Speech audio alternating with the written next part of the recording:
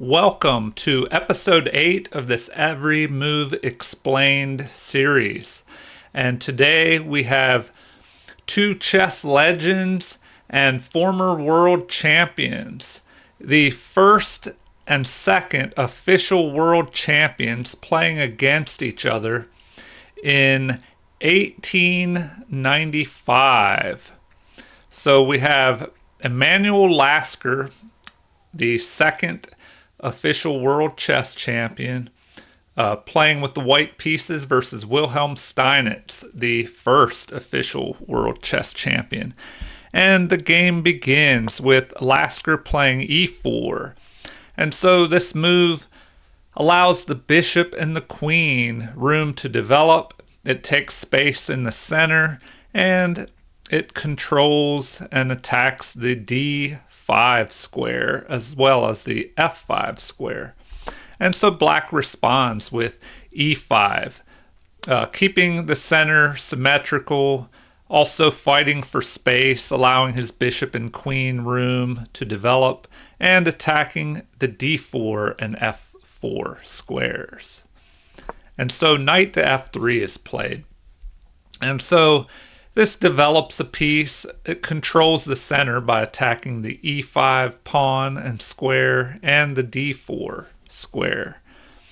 And so now black responds with knight to c6, developing a piece while also protecting this pawn on e5 and fighting for control of the center by attacking d4 and e5. And so bishop to b5 is played, the Ruy Lopez opening.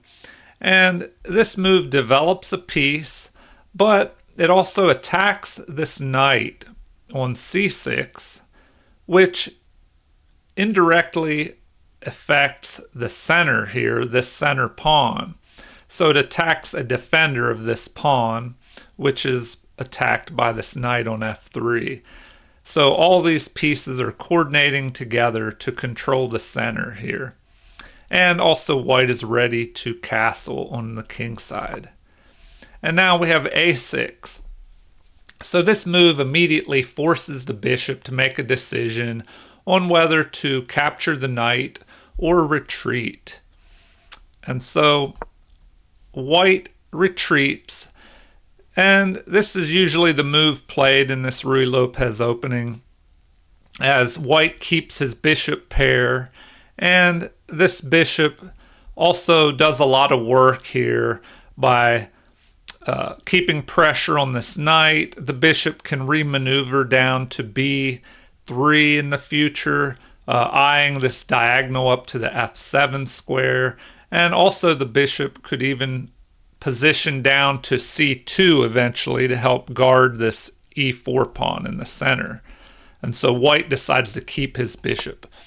And now d6 is played, which helps fortify this pawn in the center on e5, and it allows room for this bishop to develop on c8 here. And now d4 is played, immediately taking control, gaining space in the center. It allows room for the bishop to develop, some extra room for the queen, but it attacks this e5 pawn, which white has been building pressure up on this pawn steadily by attacking the knight, which is a defender, and developing this this knight on f3, which also attacks this pawn. And so bishop to d7 is played, which relieves this pin on the knight here, which was pinned by the bishop to the queen. And also there's a possibility of this pawn pushing up to d5 and attacking, and the knight would not have been able to move if the bishop had not been placed here to break this pin by the bishop against the king. And so now c3 is played. So this move leaves an escape hatch for the bishop to move down to c2 if it needs to. And also this move helps protect and fortify this d4 pawn, which is under attack by the e5 pawn, and the c6 knight.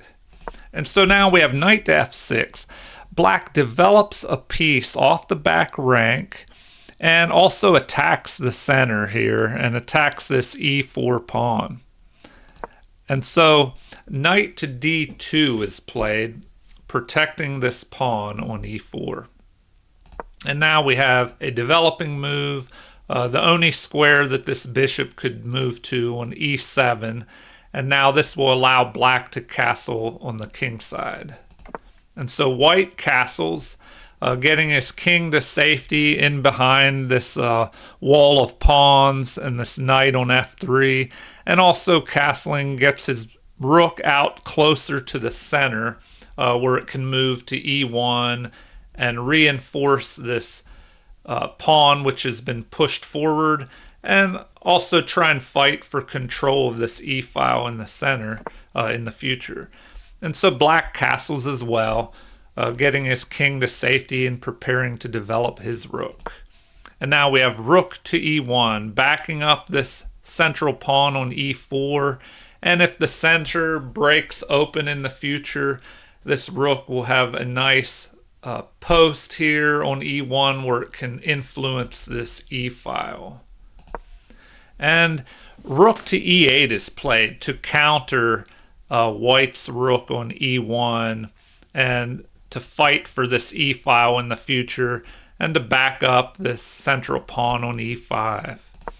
And now we have knight to f1. So a common theme in the Ruy Lopez opening is for the knight on the b square to jump to d2, and from there it can jump here to f1 where it has many options. If h3 is played, it could jump to h2 and then up to g4, but more often it jumps into g3 or even e3 sometimes, and from there it can try and jump up to the f5 square possibly.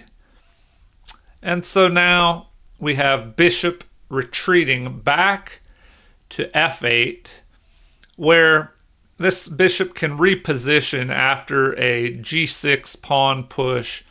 The bishop can jump into this g7 square. And so now the knight moves up to g3, where it will force where it will have more control on the center. From here it can help control the e4 square and guard that pawn. And it can possibly jump up to f5 in the future. And so this move g6 is played, which allows the bishop to jump in here to g7, but also it prevents this knight from moving forward, especially to this f5 square. This will help keep that knight out of there.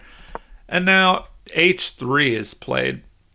Usually this move is played earlier in the game to prevent this bishop from moving to g4 and pinning the knight to the queen, which can be annoying. So h3 is played. This will keep pieces off of this g4 square. And now we have bishop to g7 finally played here, where it can help eye this diagonal and help guard the e5 pawn after this knight is moved out of the way. And next is bishop to c2. So the bishop repositions down here to c2 where it eyes this diagonal and guards this e4 pawn. And now the bishop on d7 has retreated back to c7, where it can possibly reposition after this b pawn is pushed forward. The bishop can potentially move in here to b7, where it will possibly eye this long diagonal down towards white's king side and help control the center.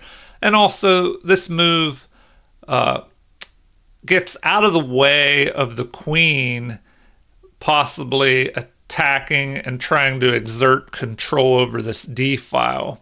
So if white were to capture here and then a recapture. The queens could be exchanged, possibly.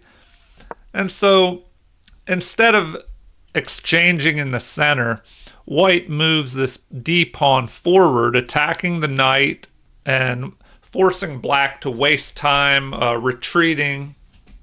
And this move also gains space in the center, giving more freedom for white's pieces to move and cramping black's position by keeping this d-pawn fixed on d6, and that keeps black's position more cramped, giving him less room for his pieces to maneuver.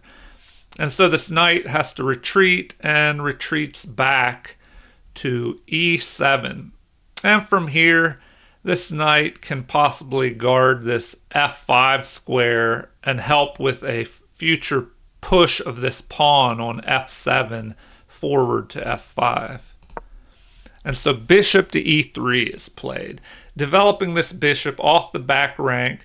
And here the bishop has two good diagonals to keep an eye on, from here up to the a7 square, but more importantly, from e3 up to h6, where anytime your opponent has fianchettoed the bishop, where he has pushed a pawn forward here to g6 and placed his bishop on g7. This bishop helps control these weak squares created on h6 and f6 by pushing your g-pawn forward. Since a pawn can no longer protect h6 or f6, this bishop does a good job of protecting these dark squares around the king. And so a good strategy is for white to move his queen to d2 and create a battery with his queen and bishop, and move his bishop up to h6 and attack and try and trade off this dark squared bishop. And so that will leave holes in the position around the black king, especially these dark squares will become weak as the bishop will no longer be there to defend them. And so the rook moves here to possibly allow this knight to move out of the way and then help push this f-pawn forward to try and get some attack going against white. And so the queen moves up to d2 to help form this battery and try and trade off these bishops. And so the knight moves. Here it gets out of the way of this f-pawn, which can be pushed forward. And it can also guard this bishop on g7 and the pawn on d6. And so finally the bishop moves up to h6 to trade off these bishops. If this rook was not here, the bishop could move back to h8 and avoid this trade. But now if the bishop would move, then the bishop here could just capture the rook and go ahead in material. And so the king just moves, possibly preparing to give room for his knight to move here and attack this bishop. And so white, instead of trading immediately, develops another piece, bringing this rook, which was not doing anything on a1, and he brings the rook into the center here and puts it behind a pawn that has been pushed far forward, as if this pawn is traded off in the future, perhaps with a c6 pawn move by black, then this rook will control or help control this d file. And so now the knight moves up to g8 to attack this bishop and force this bishop to do something, to either retreat or capture, which he will do because that was the plan, is to trade off the bishops. And so the knight jumps off the back rank and comes down here. And from g7, it could possibly move forward later in the game, help to control an f5 pawn push. And so white moves a pawn forward, gaining more space and preparing a possible future push up to c5. And finally, f5 is played by black, counterattacking, trying to get something going here, attacking this important e4 pawn. And white responds with queen to c3 here. So this move lines up this queen on the king. Even though there are pieces, a knight and a pawn in between, if exchanges happen in the future, black will always have to be aware of this queen that is lined up on his king here. And also by moving the queen, it lets this rook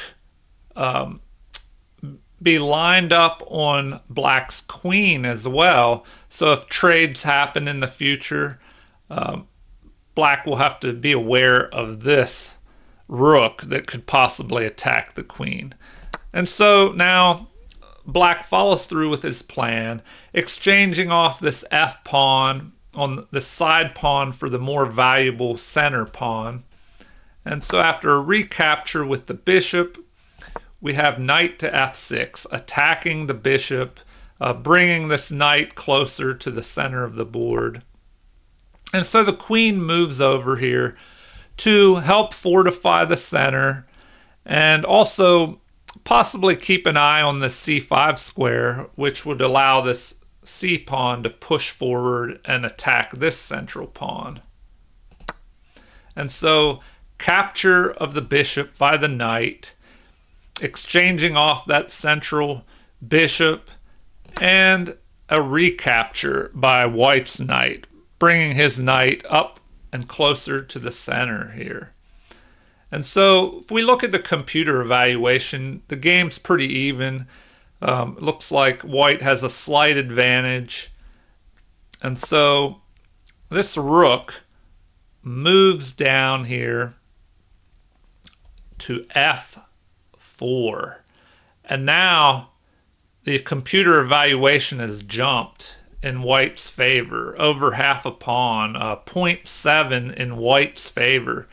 So instead of that move, what was recommended?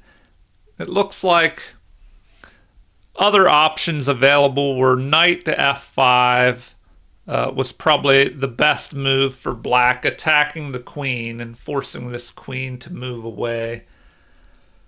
So it looks like that would have been best. Also okay was b6 with this pawn, which would prevent this pawn from pushing forward and attacking the d6 pawn, and also possibly allow the bishop to develop on this b7 square and attack down through the center. That's another possibility. But this move was not played, and so once rook to f4 is played, this puts black in a little bit of trouble, because now white is able to play c5, attacking the center. And once again, here, king to g8 should be played. And this move would prevent a knight from possibly jumping up here to f7 and forking the king and the queen. But because that move was not played, after c5, we have bishop to f5. And now we see the computer evaluation has jumped up well over one pawn worth in white's favor. So plus 1.38 for white. And so black is in trouble now. And so the best move by the computer is knight at f to g5. And that is exactly what Lasker plays. So he found that move.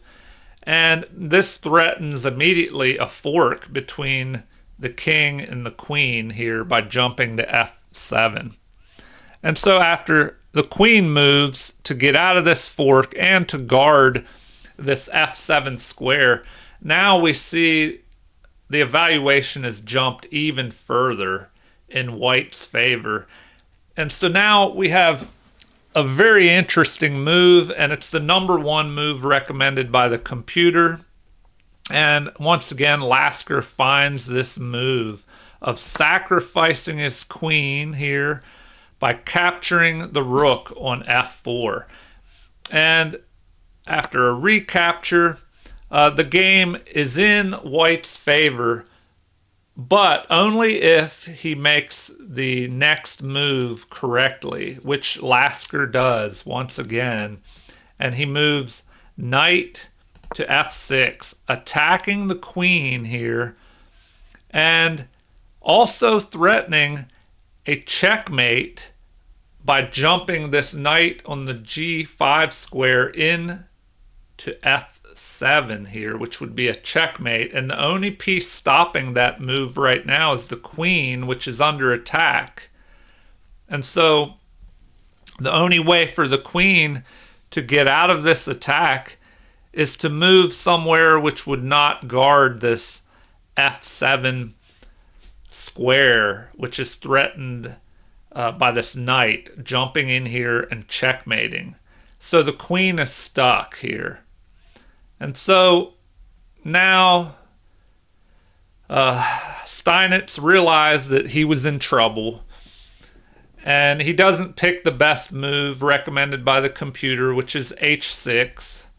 Instead, he moves knight to e6, trying to block this rook and also attack this knight here.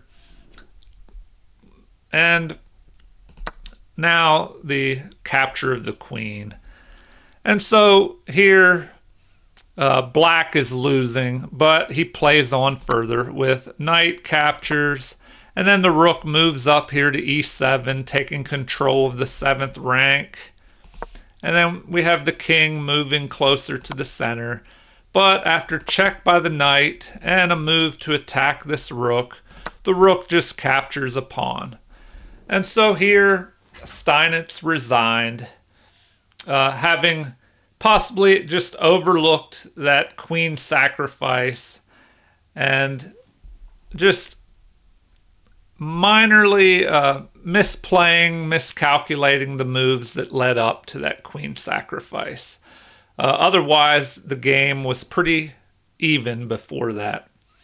And so I hope you've enjoyed this game between two chess legends and former world chess champions, battling it out from 1895, where at this time Steinitz was past his prime.